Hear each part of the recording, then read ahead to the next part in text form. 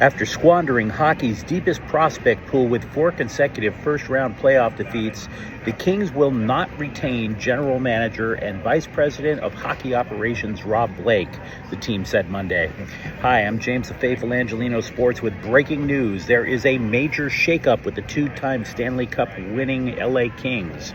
If you enjoy talking Kings hockey, don't forget to subscribe to this channel. We talk Kings hockey almost every day here.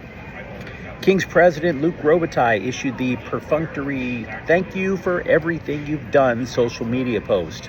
He did not address the future of coach Jim Hiller in the statement. Hiller has 2 years left on his contract.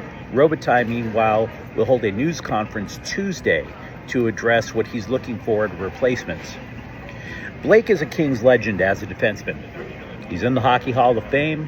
His number hangs in the rafters of Crypto.com Arena. To be clear, he was not fired. He simply didn't have a contract beyond this season. He replaced Dean Lombardi in 2017 after having served as the Kings assistant general manager. Lombardi, as many Kings fans know, reinvented the franchise with grit and defense after decades of offensive-oriented hockey. And in the process, the Kings earned their 2 Stanley Cups under Lombardi's leadership. However, the Kings have yet to win a single playoff series after hoisting that second cup in 2014. Blake served as GM for 8 years, 5 playoff berths, all of them ending in the first round, and in the last 4 consecutive years to the Oilers. Blake's tenure, at first glance, could be summarized in 2 correct decisions that preceded a series of awful ones. Now, the 2 correct decisions: after the Kings were swept by the Vegas Golden Knights in 2018, he soon realized that much of the Kings roster, which still had a lot of players from 2014, were simply too old to compete. So he traded away much of that team, except for 4 key components: Drew Doughty, Anze Kopitar, Dustin Brown, Jonathan Quick. By the way, 2 of those players are still with the Kings, obviously, Doughty and Kopitar. Blake then took the extra capital from all of those trades and frankly drafted pretty wisely. Built what analysts and front office people across the NHL thought was the deepest pool of prospects in the game. Look at the Kings right now. Quentin Byfield, Mikey Anderson, Jordan Spence, Alex Laferriere, Brandt Clark, all with bright futures, all in King sweaters, all drafted by Blake. But then came the home run swings, and they all missed. All of them. Now, Blake didn't want to rely solely on prospects, and that's a fair deduction to make. Not every prospect is going to hit in any sport, but defenseman Brock Faber was sent to Minnesota for winger Kevin Fiala. Fiala hasn't been terrible, but Faber was in the running for Rookie of the Year last year, which makes you think he could have been the guy to replace Drew Doughty. Whoops.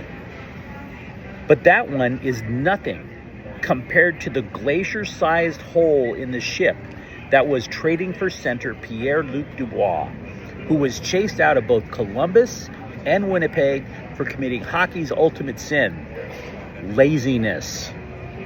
And then on top of that, on top of giving 3 great prospects to the Jets for Dubois, he rewarded the guy, a career sluggard, with a salary cap crippling 8-year, $68 million contract. This deal was so punitive, it was as if Blake was a religious zealot flagellating himself. That if a Kings player was injured, there was a question as to whether he could fit a replacement minor leaguer earning minimum wage under the salary cap. If you want to know the current state of the LA Kings, it goes beyond humiliation after humiliation by the Oilers. It's way more than that. All you had to do, for example, was to watch Sunday night's Game 7 between Winnipeg and St. Louis. A winner-take-all game between 2 teams that, in the case of the Jets, won that disastrous trade for Dubois 2 years ago. And by the way, they're still playing. And the Blues, which were one of the NHL's worst teams 2 seasons ago, they, unlike Blake, rebuilt on the fly and damn near got into the second round. After that 10-year defining trade, which I've been referencing, again, Dubois was sent to Washington after 1 year of sleep skating in a Kings sweater. The Caps are still alive in the playoffs as well. In other words, all these teams took players that Blake deemed expendable and improved at the Kings' expense. Whereas the Kings are sort of stuck in a hockey purgatory. They're not lousy enough to go through the hell of being an annual lottery team like Anaheim, but they're not good enough to be a Stanley Cup threat. I have people who watch this channel's morning report regularly, and I'm a lifelong Kings fan. They ask why I'm so sour on the Kings. It's because I saw this result happening this year. Even before the season started, I was telling anybody who would listen that the LA Kings were going to reach the playoffs and get punked by Edmonton yet again. How many times do we have to watch this movie? Had they retained Blake, you could easily predict that next King season would have been the hockey equivalent of watching Rocky V. Why? Now, this move will surely have repercussions. A new general manager would likely want to have a head coach that sees his vision. As a result, that puts Hiller's job status as shaky. And that's not necessarily his fault. This is because Hiller, despite having made a massive mistake in Game 3 of the Kings' playoff loss to Edmonton, recorded arguably the franchise's best ever regular season. Side note, there is a Kings website, Mayor's Manor, which claimed that sources within the Kings organization were going to keep both Blake and Hiller. We referenced that article last week.